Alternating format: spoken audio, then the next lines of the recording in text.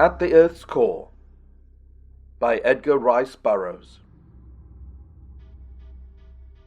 12. 4 Dead Mahars. A moment later I was standing before a dozen Mahars, the social investigators of Futra. They asked me many questions through a Sagoth interpreter. I answered them all truthfully. They seemed particularly interested in my account of the outer earth and the strange vehicle which had brought both Perry and me to Pellucidar. I thought that I had convinced them, and after they had sat in silence for a long time following my examination, I expected to be ordered returned to my quarters. During this apparent silence, they were debating through the medium of strange, unspoken language the merits of my tale. At last, the head of the tribunal communicated the result of their conference to the officer in charge of the Sagoth Guard. "Come," he said to me, "you are sentenced to the experimental pits for having dared to insult the intelligence of the mighty ones with the ridiculous tale you have had the temerity to unfold to them." "Do you mean they do not believe me?" I asked, totally astonished. "Believe you?" he laughed. "Do you mean to say that you expected anyone to believe so impossible a lie?" It was hopeless, and so I walked in silence beside my guard down through the dark corridors and runways toward my awful doom. At a low level we came upon a number of lighted chambers, in which we saw many Mahars engaged in various occupations. To one of these chambers my guard escorted me, and before leaving they chained me to a side wall. There were other humans similarly chained. Upon a long table lay a victim, even as I was ushered into the room. Several Mahars stood about the poor creature, holding him down so that he could not move. Another, grasping a sharp knife with her 3-toed forefoot, was laying open the victim's chest and abdomen. No anesthetic had been administered, and the shrieks and groans of the tortured man were terrible to hear. This indeed was vivisection with a vengeance. Cold sweat broke out upon me as I realized that soon my turn would come. And to think that where there was no such thing as time, I might easily imagine that my suffering was enduring for months before death finally released me. The Mahars had paid not the slightest attention to me as I had been brought into the room. So deeply immersed were they in their work that I am sure they did not even know that the Sagoths had entered with me. The door was close by. Would that I could reach it, but those heavy chains precluded any such possibility. I looked about for some means of escape from my bonds. Upon the floor between me and the Mahars lay a tiny surgical instrument which one of them must have dropped. It looked not unlike a button-hook, but was much smaller, and its point was sharpened. 100 times in my boyhood days I had picked locks with a button-hook. Could I but reach that little bit of polished steel, I might yet effect at least a temporary escape. Crawling to the limit of my chain, I found that by reaching one hand as far out as I could, my fingers still fell an inch short of the coveted instrument. It was tantalizing. Stretch every fibre of my being as I would, I could not quite make it. At last I turned about and extended one foot toward the object. My heart came to my throat. I could just touch the thing, but suppose that in my effort to drag it toward me, I should suddenly shove it still farther away, and thus entirely out of reach. Cold sweat broke out upon me from every pore. Slowly and cautiously I made the effort. My toes dropped upon the cold metal. Gradually I worked it toward me, until I felt that it was within reach of my hand, and a moment later I had turned about, and the precious thing was in my grasp. Assiduously I fell to work upon the Mahar lock that held my chain. It was pitifully simple. A child might have picked it, and a moment later I was free. The Mahars were now evidently completing their work at the table. One already turned away and was examining other victims, evidently with the intention of selecting the next subject. Those at the table had their backs to me. But for the creature walking towards us, I might have escaped that moment. Slowly the thing approached me, when its attention was attracted by a huge slave changed a few yards to my right. Here the reptile stopped, and commenced to go over the poor devil carefully, and as it did so, its back turned toward me for an instant, and in that instant I gave 2 mighty leaps that carried me out of the chamber and into the corridor beyond, down which I raced with all the speed I could command. Where I was, or whither I was going, I knew not. My only thought was to place as much distance as possible between me and that frightful chamber of torture.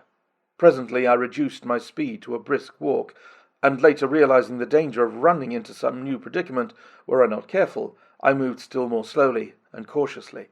After a time I came to a passage that seemed in some mysterious way familiar to me, and presently, chancing to glance within a chamber which led from the corridor, I saw 3 Mahars curled up in slumber upon a bed of skins. I could have shouted aloud in joy and relief. It was the same corridor, and the same Mahars, that I had intended to have lead so important a role in our escape from Phutra. Providence had indeed been kind to me, for the reptiles still slept. My one great danger now lay in returning to the upper levels in search of Perry and Gark, but there was nothing else to be done, and so I hastened upward. When I came to the frequented portions of the building, I found a large burden of skins in a corner, and these I lifted to my head, carrying them in such a way that ends and corners fell down upon my shoulders, completely hiding my face. Thus disguised, I found Perry and Gark together in the chamber where we had been wont to eat and sleep. Both were glad to see me, it was needless to say, though of course they had known nothing of the fate that had been meted out to me by my judges. It was decided that no time should now be lost before attempting to put our plan of escape to the test, as I could not hope to remain hidden from the Sagoths long, nor could I forever carry that bale of skins about upon my head without arousing suspicion. However, it seemed likely that it would carry me once more safely through the crowded passages and chambers of the upper levels, and so I set out with Perry and Gark, the stench of the badly cured pelts fairly choking me. Together we repaired to the first tier of corridors beneath the main floor of the buildings, and here Perry and Gark halted to await me. The buildings are cut out of the solid limestone formation. There is nothing at all remarkable about their architecture. The rooms are sometimes rectangular, sometimes circular, and again oval in shape. The corridors which connect them are narrow and not always straight. The chambers are lighted by diffused sunlight reflected through tubes similar to those by which the avenues are lighted. The lower the tiers of the chamber, the darker. Most of the corridors are entirely unlit. The Mahars can see quite well in semi-darkness. Down to the main floor we encountered many Mahars, Sagoths, and slaves, but no attention was paid to us, as we had become part of the domestic life of the building. There was but a single entrance leading from the place into the avenue, and this was well guarded by the Sagoths. This doorway alone were we forbidden to pass. It is true that we were not supposed to enter the deeper corridors and apartments, except on special occasions when we were instructed to do so, but as we were considered a lower order without intelligence, there was little reason to fear that we could accomplish any harm by so doing, and so we were not hindered as we entered the corridor which led below. Wrapped in a skin I carried 3 swords, and the 2 bows and the arrows which Perry and I had fashioned. As many slaves bore skin-wrapped burdens to and fro, my load attracted no comment. Where I left Gark and Perry there were no other creatures in sight, and so I withdrew 1 sword from the package, and leaving the balance of the weapons with Perry, started on alone toward the lower levels. Having come to the apartment in which the 3 Mahars slept, I entered silently on tiptoe, forgetting that the creatures were without the sense of hearing. With a quick thrust through the heart I disposed of the first, but my second thrust was not so fortunate, so that before I could kill the next of my victims, it had hurled itself against the third, who sprang quickly up, facing me with wide, distended jaws. But fighting is not the occupation which the race of Mahars loves, and when the thing saw that I already had dispatched 2 of its companions, and that my sword was red with their blood, it made a dash to escape me. But I was too quick for it, and so, half hopping, half flying, it scurried down another corridor with me close upon its heels. Its escape meant the utter ruin of our plan, and in all probability my instant death. This thought lent wings to my feet, but even at my best I could do no more than hold my own with the leaping thing before me. Of a sudden it turned into an apartment on the right of the corridor, and an instant later, as I rushed in, I found myself facing 2 of the Mahars. The one who had been there when we entered had been occupied with a number of metal vessels, into which had been put powders and liquids, as I judged from the array of flasks standing about upon the bench where it had been working. In an instant I realized what I had stumbled upon. It was the very room for the finding of which Perry had given me minute directions. It was the buried chamber in which was hidden the great secret of the race of Mahars, and on the bench beside the flasks lay the skin-bound book which held the only copy of the thing I was to have sought after dispatching the 3 Mahars in their sleep. There was no exit from the room other than the doorway in which I now stood, facing the 2 frightful reptiles. Cornered, I knew that they would fight like demons, and they were well equipped to fight if fight they must. Together they launched themselves upon me, and though I ran one of them through the heart on the instant, the other fastened its gleaming fangs upon my sword-arm above the elbow, and then her sharp talons commenced to rake me about the body, evidently intent upon disemboweling me. I saw that it was useless to hope that I might release my arm from that powerful, vice-like grip, which seemed to be severing my arm from my body. The pain I suffered was intense, but it only served to spur me to greater efforts to overcome my antagonist. Back and forth across the floor we struggled, the Mahar dealing me terrific cutting blows with her forefeet, while I attempted to protect my body with my left hand, at the same time watching for an opportunity to transfer my blade from my now useless sword hand to its rapidly weakening mate. At last I was successful, and with what seemed to me my last ounce of strength, I ran the blade through the ugly body of my foe. Soundless as it had fought, it died, and though weak from pain and loss of blood, it was with an emotion of triumphant pride that I stepped across its convulsively stiffening corpse to snatch up the most potent secret of a world. A single glance assured me that it was the very thing that Perry had described. And as I grasped it, did I think of what it meant to the human race of Pellucidar? Did there flash through my mind the thought that countless generations of my own kind, yet unborn, would have reason to worship me for the thing that I had accomplished for them? I did not. I thought of a beautiful oval face gazing out of limpid eyes through a waving mass of jet-black hair. I thought of red lips, God-made for kissing. And of a sudden, apropos of nothing, standing there alone in the secret chambers of the Mahars of Pellucidar, I realized that I loved Dian the Beautiful. For an instant I stood there thinking of her, and then, with a sigh, I tucked the book in the thong that supported my loincloth, and turned to leave the apartment. At the bottom of the corridor which leads aloft from the lower chambers, I whistled in accordance with the pre-arranged signal which was to announce to Perry and Garch that I had been successful. A moment later they stood beside me, and to my surprise, I saw that Hujar, the sly one, accompanied them. "He joined us," explained Perry, "and would not be denied. This fellow is a fox. He scents escape, and rather than be thwarted of our chance now, I told him that I would bring him to you, and let you decide whether he might accompany us." I had no love for Hujar, and no confidence in him. I was sure that if he thought it would profit him, he would betray us, but I saw no way out of it now, and the fact that I had killed 4 Mahars instead of only the 3 I had expected to, made it possible to include the fellow in our scheme of escape. "Very well," I said. "You may come with us, Hujar, but at the first intimation of treachery I shall run you through with my sword. Do you understand?" He said that he did. Some time later we had removed the skins from the 4 Mahars, and so succeeded in crawling inside of them ourselves that there seemed an excellent chance for us to pass unnoticed from Phutra.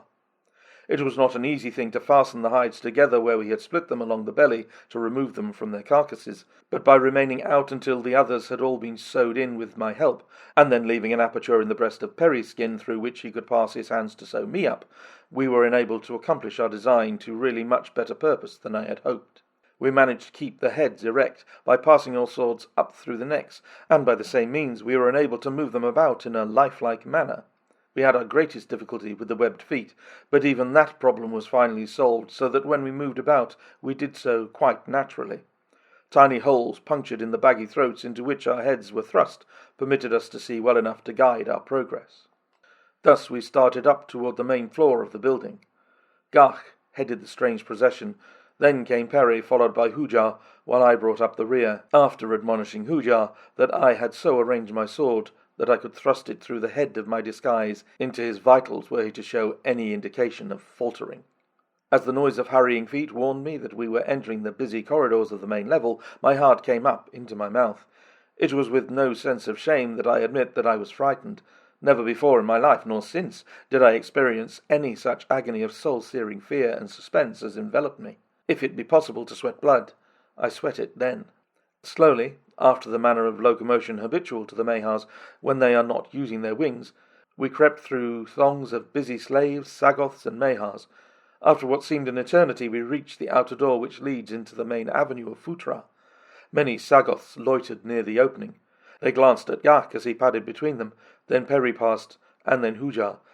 Now it was my turn, and then, in a sudden fit of freezing terror, I realized that the warm blood from my wounded arm was trickling down through the dead foot of the Mahar skin I wore, and leaving its telltale mark upon the pavement, for I saw a Sagoth call a companion's attention to it. The guard stepped before me, and pointing to my bleeding foot spoke to me in the sign language which these two races employ as a means of communication. Even had I known what he was saying, I could not have replied with the dead thing that covered me. I once had seen a great Mahar freeze a presumptuous Sagoth with a look. It seemed my only hope, and so I tried it. Stopping in my tracks, I moved my sword, so that it made the dead head appear to turn inquiring eyes upon the gorilla-like man. For a long moment I stood perfectly still, eyeing the fellow with those dead eyes. Then I lowered my head and started slowly on. For a moment all hung in the balance, but before I touched him, the guard stepped to one side, and I passed on into the avenue. On we went up the broad street, but now we were safe, for the very numbers of our enemies that surrounded us on all sides. Fortunately there was a great concourse of Mahars repairing to the shallow lake which lies a mile or more from the city. They go there to indulge their amphibian proclivities in diving for small fish, and enjoying the cool depths of the water. It is a fresh-water lake, shallow, and free from the larger reptiles which make use of the great seas, the Pellucida, impossible for any but their own kind. In the thick of the crowd we passed up the steps and out onto the plain. For some distance Gach remained with the stream that was travelling toward the lake, but finally at the bottom of a little gully he halted, and there we remained until all had passed and we were alone. Then, still in our disguises, we set off directly away from Futra. The heat of the vertical rays of the sun was fast making our horrible prisons unbearable, so that after passing a low divide and entering a sheltering forest, we finally discarded the Mahar skins that had brought us thus far in safety. I shall not weary you with the details of that bitter and galling flight, how we travelled at a dogged run until we dropped in our tracks, how we were beset by strange and terrible beasts, how we barely escaped the cruel fangs of lions and tigers, the size of which would dwarf into pitiful insignificance the greatest felines of the outer world. On and on we raced, our one thought to put as much distance between ourselves and Futra as possible. Gach was leading us to his own land, the land of Sari. No sign of pursuit had developed, and yet we were sure that somewhere behind us relentless Sagoths were dogging our tracks. Gach said they never failed to hunt down their quarry until they had captured it, or themselves been turned back by a superior force. Our only hope, he said, lay in reaching his tribe, which was quite strong enough in their mountain fastness to beat off any number of Sagoths. At last, after what seemed months, and may, I now realize, have been years, we came in sight of the dun escarpment which buttressed the foothills of Sari. At almost the same instant, Hujar, who looked ever quite as much behind as before, announced that he could see a body of men far behind us topping a low ridge in our wake. It was the long-expected pursuit. I asked Gach if we could make it to Sari in time to escape them. "We may," he replied, "but you will find that the Sagoths can move with incredible swiftness, and as they are almost tireless, they are doubtless much fresher than we. Then—" he paused, glancing at Perry. I knew what he meant. The old man was exhausted. For much of the period of our flight, either Gach or I had half supported him on the march. With such a handicap, less fleet pursuers than the Sagoths might easily overtake us before we could scale the rugged heights which confronted us. "You and Hujar go on ahead," I said. "Perry and I will make it if we are able. We cannot travel as rapidly as you two, and there is no reason why all should be lost because of that. It can't be helped. We have simply to face it." "I will not desert a companion," was Gach's simple reply. I hadn't known that this great, hairy, primeval man had any such nobility of character stowed away inside him. I had always liked him, but now to my liking was added honour and respect. Yes, and love. But still I urged him to go on ahead, insisting that if he could reach his people, he might be able to bring out a sufficient force to drive off the Sagoths and rescue Perry and myself. No, he wouldn't leave us, and that was all there was to it, but he suggested that Hujar might hurry on and warn the Sarians of the king's danger. It didn't require much urging to start Hujar. The naked idea was enough to send him leaping on ahead of us into the foothills, which we now had reached. Perry realized that he was jeopardizing Gach's life and mine, and the old fellow begged us to go on without him, although I knew that he was suffering a perfect anguish of terror at the thought of falling into the hands of the Sagoths.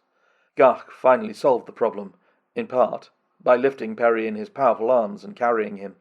While the act cut down Gach's speed, he could still travel faster thus than when half supporting the stumbling old man.